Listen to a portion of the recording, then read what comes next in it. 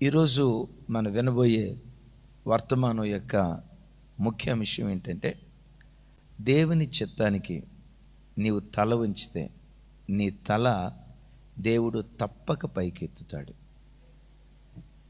దేవుని పిల్లలుగా మన జీవితాల్లో ప్రతి సందర్భంలో కూడా, అది ఏ విషయమైనా, మన పిల్లల వివాహ విషయమైనా, మన చదువు విషయమైనా, ఒక స్థలం తీసుకుపోయే పని అయినా, దేవుని సేవకు సంబంధించి అయినా, ప్రతి విషయంలో ఇది దేవుని చిత్తమా కాదా, ఈ మార్గం గుండా వెళ్ళటం దేవుడు అనుమతిస్తాడా లేదా, దేవుడు అంగీకరిస్తాడా లేదా అని 1కి 10 సార్లు దేవుని సన్నిధిలో ప్రార్థన చేసి దేవుని చిత్తాన్ని మనం కనుక్కొని, ఈ మార్గం గుండా వెళ్ళటం మనకిష్టం, కానీ అది దేవునికి కష్టం, వద్దు ఆ మార్గం గుండా వెళ్ళొద్దు అని ప్రభు అన్నాడు.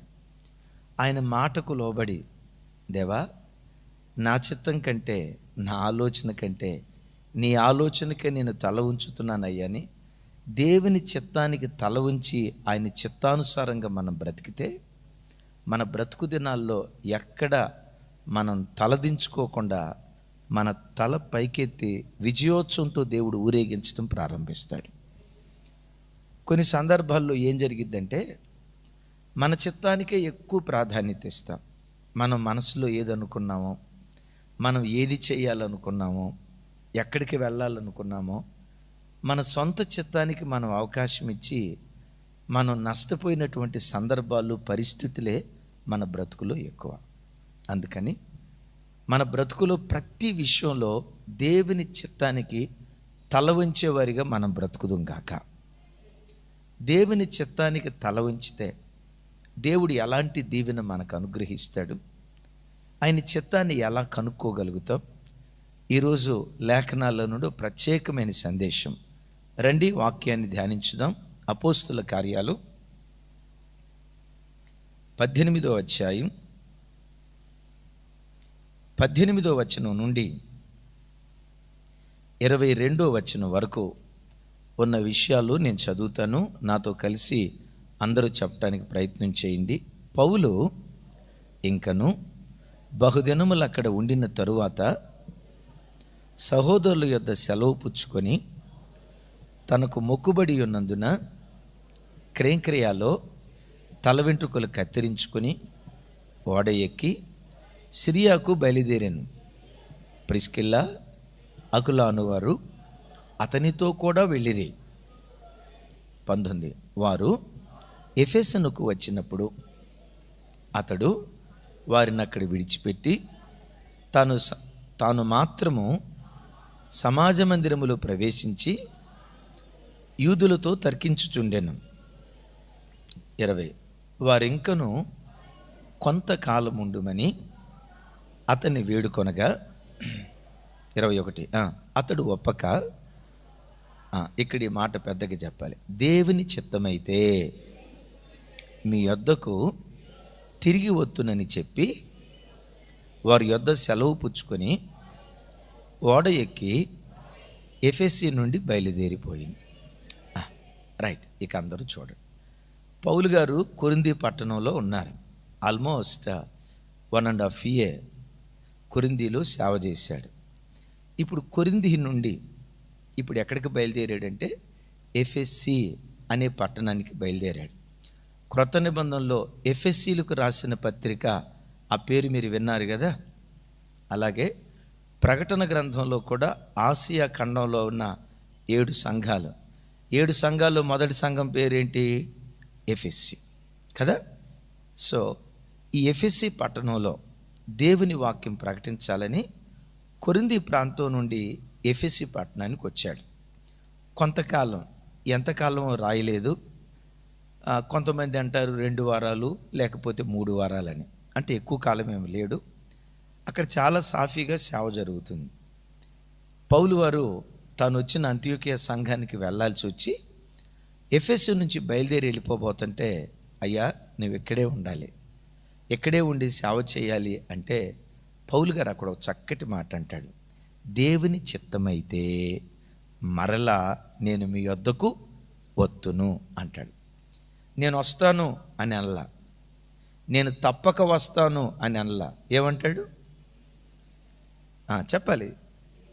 దేవుని చిత్తమైతే, మనం కూడా ప్రతి మాటలో దేవుని చిత్తమైతే అనే పదం మన సంభాషణలో తప్పకుండా వాడాలి. యాకోబు భక్తుడు అంటాడు కదా, ఒకానొక పట్టణమునకు వెళ్ళి వ్యాపారము చేసి లాభమును సంపాదించుకుందుమనుకుని వారలారా, రేపేమి జరుగునో మీకేం తెలుసు? మీ జీవం ఇంతలో కనపడి అంతలో మాయమైపోయే ఆవిరి వంటిది కదా. ఆవిరిలాంటి బ్రతుకు కలిగిన మీరు అజ్జేస్తా ఇజ్జేస్తా ఎందుకు ఎట్లాంటి ప్రగల్భాలు పలుకుతారు? అట్లా పలకొద్దు. మరి ఏమనాలి ప్రభువా? దేవుని చిత్తమైతే ఆ పట్టణానికి వెళ్తా, దేవుని చిత్తమైతే ఆ ఊరికి వెళ్తా, దేవుని చిత్తమైతే ఈ పని చేస్తానని ఎప్పుడు దేవుని చిత్తానికి మనం తల ఉంచే వ్యక్తులుగా ఉందుముగాక. చెప్దాం ఆమేన్. అయితే ఇక్కడ ఒకటి, ఎఫెసీ సంఘంలో ఉన్నప్పుడే దేవుని చిత్తమైతే అనే పదాన్ని పౌలు వారు ఎందుకు వాడారంటే ఒక అద్భుతమైన సంగతి. పౌలు వారు ఎక్కడి నుంచి వచ్చాడు? కొరింథీ పట్టణం నుంచి ఎఫెసీ పట్టణానికి వచ్చాడు. కొరింథీ ప్రాంతం అది గ్రీసు దేశం. ఇప్పటి భాషలో చెప్పాలంటే యూరప్ ఖండానికి చెందింది. ఎఫెసీ పట్టణం ఏ ఖండానికి చెందింది? ఆసియా ఖండానికి చెందింది. పౌలు వారు రెండవ సువార్త దండయాత్ర ప్రారంభించినప్పుడు ఆసియా ప్రాంతంలో సేవ చేస్తూ ఎఫెసీ ప్రాంతానికి వెళ్ళాలని పౌలు అనుకున్నాడు. పౌలుతో పాటు ఉన్న అనుచరగణం. విచిత్రం ఏంటంటే, ఎందుకో మనకు తెలియదో, దేవుని ఆత్మ పౌలు ఆసియా ఖండానికి వెళ్ళి వాక్యం చెప్పకూడదు అని పౌలు వారితో దేవుని ఆత్మ మాట్లాడినట్లుగా అపోస్తుల కార్యాలు ముందు అధ్యాయాల్లో చూస్తాం. చూడండి ఆ మాట ఒకసారి. 16వ అధ్యాయం 6వ వచనం నుంచి 10వ వచనం వరకు. 6వ వచనం నుంచి నేను చదువుతాను నాతో కలిసి. అపోస్తుల కార్యాలు 16వ అధ్యాయం 6వ వచనం నుంచి నాతో కలిసి చెప్పండి. ఆసియాలో వాక్యము చెప్పకూడదని పరిశుద్ధాత్మ వారిని ఆటంకపరిచినందున వారు పుర్గియ, గలతీ ప్రదేశముల ద్వారా వెళ్ళిరి. మూసియా దగ్గరకు వచ్చి బెతూనియాకు వెళ్ళుటకు ప్రయత్నం చేసిరి, కానీ యేసు యొక్క ఆత్మ వారిని వెళ్ళనివ్వలేదు. నెక్స్ట్, అంతటా వారు మూసియాను దాటిపోయి త్రోయకు వచ్చిరి. 9వ వచనం. అప్పుడు మాసిదోనియా దేశస్థుడు ఒకడు నిలిచి, నీవు మాసియా దేశమునకు వచ్చి మాకు సహాయము చేయమని తనను వేడుకొనుచున్నట్లు రాత్రివేళ పౌలునకు దర్శనము కలిగెను. అతనికి ఆ దర్శనము కలిగి ఉన్నప్పుడు వారికి సువార్త ప్రకటించుటకు దేవుడు మమ్మను పిలిచి ఉన్నాడని మేము నిశ్చయించుకొని వెంటనే మాసిదోనియాకు బయలుదేరుటకు యత్నము చేసితిమి. యేసయ్యకు మహిమ కలుగును గాక. మరొక్కసారి తమ్ముడు ప్రారంభ వచనం 6వ వచనం చూయించు. 6వ వచనం నాతో కలిసి చెప్పండి. ఆసియాలో వాక్యము చెప్పకూడదని పరిశుద్ధాత్మ వారిని ఆటంకపరిచినందున. ఇప్పుడు అందరు నా వైపు చూడండి. పౌలు ఇటువైపు వెళ్ళి వాక్యం చెప్పాలనుకున్నాడు, ఆసియా ఖండానికి వెళ్ళి వాక్యం చెప్పాలనుకున్నాడు. పరిశుద్ధాత్ముడు ఏం చేశాడు? ఆటంకపరిచాడు. ఓహో, ఎఫెసీ ప్రాంతానికి వెళ్ళటం దేవుని చిత్తం కాదేమోనని ఆగి ఆసియా ఖండంలో వేరొక ప్రాంతానికి వెళ్ళటానికి పౌలు ప్రయత్నం చేశాడు. మరలా తర్వాత రాయబడిన మాట ఏంటంటే, యేసు యొక్క ఆత్మ వారిని వెళ్ళనివ్వలేదు అని రాసి ఉంటుంది. సరే, ఏం చేయాలో ఎక్కడికి వెళ్ళాలో పౌలుకి అర్థం కాక నిరాశతో ఆ రాత్రి అలా పండుకున్నాడు. దర్శనంలో ఒక మనుషుడు కనపడుతున్నాడు. పౌలా మా మాసిదోనియా ప్రాంతానికి వచ్చి దేవుని వాక్యం ప్రకటించవా? ఆ నిజదేవుని గూర్చిన సంగతులు మాకు తెలియచేయవా? ఈ రక్షణ మార్గాన్ని గూర్చి మాకు బోధించవా? మాకు సహాయం చేయవా అని రాత్రి వేళ దర్శనంలో ఎవరో మాట్లాడుతున్నట్లుగా ఒక దర్శనం చూశాడు. బైబిల్లో రాయబడిన మాట ఏంటో తెలుసా? వెంటనే పౌలు బయలుదేరి ఆసియాకి వెళ్లకుండా గ్రీసు దేశానికి, అదే యూరప్ ఖండానికి దేవుని వాక్యం ప్రకటించడానికి వెళ్ళాడు. ఆసియాకి వెళ్ళాలనుకున్న వ్యక్తి ఇప్పుడు ఆసియాకి వెళ్ళటం దేవుని చిత్తం కాదని ఎరిగి యూరప్ ఖండానికి వెళ్ళాడు. ఇప్పుడు యూరప్ ఖండంలో వాక్యం ప్రకటించి యూరప్ ఖండపు చివరి భాగం కొరింథీ పట్టణం. ఇప్పుడు కొరింథీ పట్టణం నుంచి ఎక్కడికి వచ్చాడు? ఎఫెసీ పట్టణానికి వచ్చాడు. చెప్పండి, ఎఫెసీ పట్టణం ఏ ఖండంలో ఉన్నదని చెప్పాను? ఆసియా ఖండంలో ఉందని చెప్పాను. ఇప్పుడు ఎఫెసీకి వస్తుంటే నువ్వు రావద్దు అని దేవుడు అనలా. నేను గతంలో వెళ్ళొద్దు అన్నా కదా, ఇప్పుడు ఎందుకు వెళ్తున్నావు అని అనలా. సో ఇప్పుడు ఎఫెసీకి రావటం దేవుని చిత్తమని ఎరిగి ఎఫెసీ పట్టణానికి వచ్చాడు. కొన్ని దినాల పాటు సేవ చేసిన తర్వాత, అయ్యా మరలా మా దగ్గరికి రాయి అంటే ఏమంటాడంటే, వచ్చాగా మరలా తప్పకుండా వస్తా, మీరేం టెన్షన్ పడొద్దు అని అనకుండా, దేవుని చిత్తమైతే దేవుని చిత్తమైతే తప్పకుండా మీ దగ్గరికి వస్తానని ఇక్కడ పౌలు తన చిత్తానికి విలువ ఇవ్వకుండా దేవుని చిత్తానికి విలువిస్తూ ఉన్నాడు. గట్టిగా చెప్తే మేమేన్. దైవజనమ, మనందరి జీవితాల్లో అది ప్రతి విషయంలో కూడా ఏ పని చేసేటప్పుడైనా దేవుని చిత్తం ఏంటని కనుక్కోవాలి. ఉదయకాలపు షార్ట్ మెసేజెస్లో దేవుని చిత్తం ఎలా కనుక్కోగలమో 4 ఎపిసోడ్స్లో నేను వాక్యం చెప్పాను. ఇంకా దాని జోలి నేను వెళ్ళను. ఒక మనిషి దేవుని చిత్తాన్ని ఎలా కనుక్కుంటాడంటే, నంబర్ 1 వాక్యం ద్వారా, నంబర్ 2 ఇప్పుడు పౌలు గారు పరిశుద్ధాత్మ ద్వారా తెలుసుకున్నాడు, రైట్. 3వది దర్శనాల ద్వారా, 4వది కళల ద్వారా, 5వది ప్రవక్తల ద్వారా, 6వది సూచనల ద్వారా, 7వది మన చెవులకు మెల్లనైన స్వరం ఒకటి వినబడుతుంది, ఇదే త్రోవ, ఈ మార్గంలోనే వెళ్ళు, ఈ త్రోవలో వెళ్ళొద్దు, ఈ త్రోవలో వెళ్తే నీకు నష్టమని మెల్లనైన స్వరం మన చెవులకు వినబడతా ఉంటుంది. మన హృదయంలో నుంచి దేవుడు మనతో మాట్లాడుతూ ఉంటాడు. యేసయ్యకు మహిమ కలుగును గాక. ఈ రీతిగా దేవుడు మనతో మాట్లాడుతున్నప్పుడు ఆయన చిత్తానికి మనం తల ఉంచితే, నా ఆలోచన కాదు ప్రభువా, నీ చిత్తానికి నేను ఒప్పుకుంటున్నాను అని ఆయన చిత్తానికి ఒప్పుకుంటే, బైబిల్లో నాకు భలే ఇష్టమైన మాట ఏంటో తెలుసా? నీ ప్రవర్తన అంతటి మీద ఆయన అధికారానికి ఒప్పుకో, అప్పుడు నీ మార్గములన్నీ సరళము చేయబడతాయి అంటాడు. చెప్పండి అమ్మా. హల్లెలూయా కాదు, చెప్పండి. నీ ప్రవర్తన అంతటి మీద. సరే చూడండి ఆ మాట, అపోస్తుల కార్యాలు,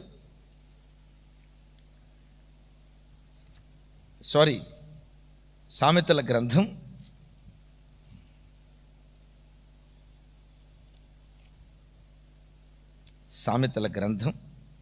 3వ అధ్యాయం 6వ వచనం. చక్కటి వర్తమానం, అందరూ శ్రద్ధగా వినండి. నోట్స్ రాసుకునే వాళ్ళు రాసుకోండి. 3వ అధ్యాయం 6వ వచనం. నాతో కలిసి చెప్పండి. నీ ప్రవర్తన అంతటి యందు ఆయన అధికారమునకు ఒప్పుకొనుము, అప్పుడు ఆయన నీ త్రోవలను సరళము చేయును. దేవుడు ఏం చేస్తాడట? చెప్పాలి. ఎప్పుడు? అక్కడ అంటాడు అప్పుడు. ఎప్పుడు అప్పుడు అంటాడు. ఎప్పుడు? నీ ప్రవర్తన అంతటి మీద ఆయన అధికారానికి ఒప్పుకో. చూడండి ఒక మాట, ఒక ఇల్లు కొనుక్కుందాం అనుకున్నాం, 2 ఇళ్ళు చూసాం. ఈ ఇల్లు చూస్తే భలే ఉంది, తక్కువ ఖరీదు. ఒక మాట, తక్కువ ఖరీదు, బాగుంది, చాలా బాగుంది, రేటు కూడా తక్కువే. ఇంకొక ఇల్లు చూసాం, ఇల్లు అస్సలు బాగాల, రేటు మాత్రం హైటెక్ సిటీ రేటు చెప్పాడు. ఈ రెండింటి విషయం ప్రార్థన చేశాం. నేనంట ఈ రెండింటి విషయం మ్యాక్సిమం మనం ప్రార్థన చేయం. ఏం చేస్తామంటే, ఏది తక్కువకి వస్తే ప్రైజ్ గాడ్, ఇది నీ చిత్తం ప్రభువా అని అంటాం కదా. ఇప్పుడు ప్రార్థనే చేసేవనుకో, దేవుడు మొదటిదొద్దో 2వ తీసుకో అన్నాడు అనుకోండి, నువ్వు భలేవాడు ప్రభువా, నీ ప్రజలకు మరీ ఎట్లాంటి ఆలోచనలు ఇస్తావా నువ్వు? ఇదేమో తక్కువ రేటు, మంచి అందమైన ఇల్లు, అదేమో ఇల్లు సరిగ్గా లేదు, దాని రేటు ఎక్కువ, అప్పుడు మనం ఏమనుకుంటామంటే దేవుడు మాట్లాడుతున్నా ఇది దేవుని స్వరం కాదు. ఆమెనా ఇది దేవుని స్వరం కాదు, ఈ దేవుడు మాట్లాడుతున్నా ఇది దేవుని మాట కాదని తప్పకుండా దేవుని మాట పక్కన పెడతాం. వాక్యం ఏమంటుందంటే నీ ప్రవర్తన అంతటి మీద, అంటే అంతటి మీద అంటే నీ మ్యారేజ్ విషయంలో కావచ్చు, నువ్వు కాలేజీలో జాయిన్ అయ్యే విషయంలో కావచ్చు, ఒక వాహనం కొనే విషయంలో కావచ్చు, అది పర్సనల్ విషయమైనా మరొకటైనా మన ప్రవర్తన అంతటి మీద ఎవరి అధికారం ఉండాలి? అప్పుడు మన ప్రవర్తన అంతటి మీద ఆయన అధికారాన్ని ఒప్పుకుంటే మనం తలపెట్టిన మార్గంలో వచ్చే ప్రతి శోధన మార్గాలన్నిటినీ దేవుడే సరళం చేస్తాడు. ఎందుకు సరళం చేస్తాడో తెలుసా? వీడు నా చిత్తానికి లోబడి ఈ పని తలపెట్టాడు గనుక వీడి పనిని నేను సఫలపరచాలని అప్పుడు దేవుడు బాధ్యత పూని మన పక్షాన కార్యం చేయటం ప్రారంభిస్తాడు. చప్పలు కొట్టే సాయికి స్తోత్రాలు చెప్దాం. మన ప్రవర్తన అంతటి మీద ఎవరి అధికారానికి ఒప్పుకోవాలి? అలా ఒప్పుకుంటే ఎలాంటి అద్భుతాలు మనం చూస్తామో బైబిల్లో ఒక అద్భుతమైన సంఘటన మీకు గుర్తుకు తెస్తా. సౌలు రాజుగా ఉన్న దినాల్లోనే సమూయేలు ప్రవక్త దావీదును అభిషేకించాడు. దేని కొరకు అభిషేకించాడు చెప్పండమ్మా? సౌలు తర్వాత నీవే రాజు అవుతావు, రాజ్యాన్ని పరిపాలన చేసేవాడు అవుతావు అని సౌలు బ్రతికి ఉన్న దినాల్లోనే దావీదును సమూయేలు ప్రవక్త అభిషేకించాడు. ఇప్పుడు సమూయేలు మొదటి గ్రంథం 31వ అధ్యాయానికి వచ్చేసరికి రాజైన సౌలు గిల్బోవ పర్వతం మీద చనిపోయాడు. ఈ వార్త విన్న వెంటనే దావీదు ఈ వార్త విన్నాడు. సమూయేలు 2వ గ్రంథం ప్రారంభమైంది. మొదటి అధ్యాయం అంతా సౌలు యొక్క మరణాన్ని గూర్చి ఏడుస్తూ పాట పాడాడు. 2వ అధ్యాయ ప్రారంభంలో ఏం చేశాడో బహు అద్భుతమైనటువంటి మాట చూడండి. సమూయేలు 2వ గ్రంథం 2వ అధ్యాయం 1వ వచనం నుంచి 5వ వచనం వరకు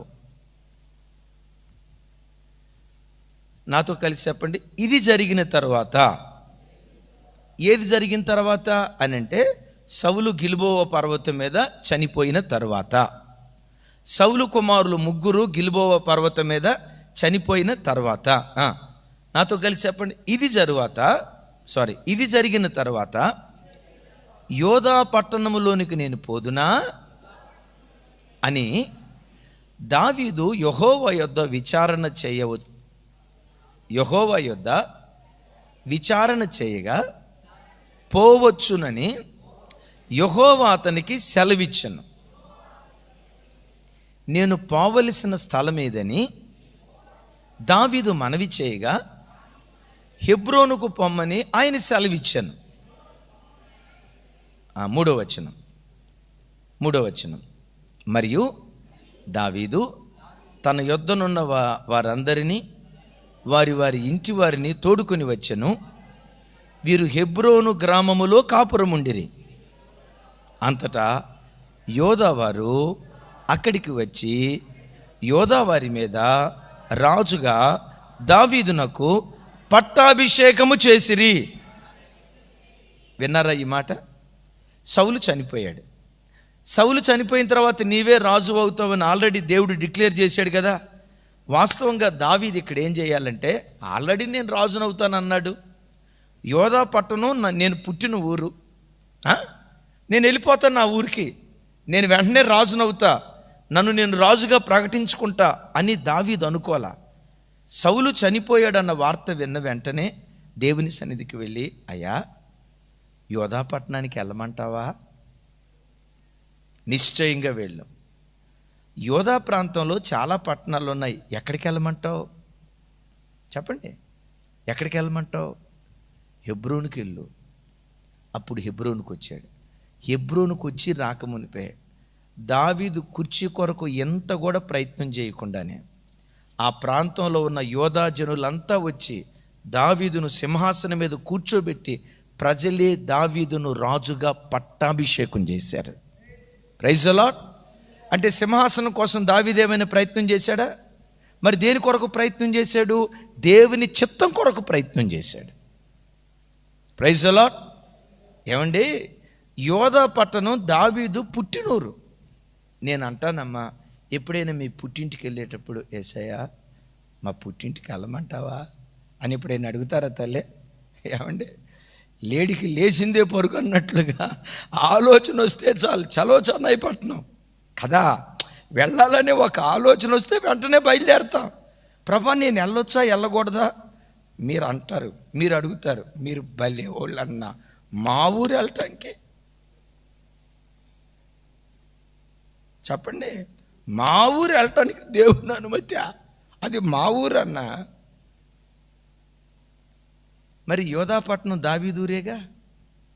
చూడండి, తన ప్రవర్తన అంతటి మీద దేవుని అధికారాన్ని ఒప్పుకున్నాడు. తన సొంత ఊరు వెళ్ళే స్వతంత్రత దావీదుకున్నా దేవుని చిత్తానికి అప్పగించుకున్నాడు. ఓకే నువ్వు వెళ్ళు అన్నాడు. అయ్యా యోధా ప్రాంతంలో చాలా పట్టణాలు ఉన్నాయి, ఎక్కడికి వెళ్ళమంటావు అంటే దేవుడు స్పష్టంగా చెప్తున్నాడు. ఎక్కడికి వెళ్ళమన్నాడు? నోరు తెరిచి చెప్పండి. హెబ్రోనుకి వెళ్ళు అన్నాడు. ఇప్పుడు హెబ్రోనుకు వచ్చి కాపురం చేసిన వెంటనే అలా వచ్చాడో లేదో, ఇంత కూడా ప్రయత్నం చేయకుండానే యోధా ప్రజలంతా వచ్చి దావీదును రాజుగా పట్టాభిషేకం చేశారు అని రాసింది. Praise the lord. అంటే తాను సింహాసనం అధిరోహించడానికి దేవుడే మార్గాన్ని సరళం చేశాడు. ఎందుకు దేవుడు మార్గాన్ని సరళం చేశాడో తెలుసా?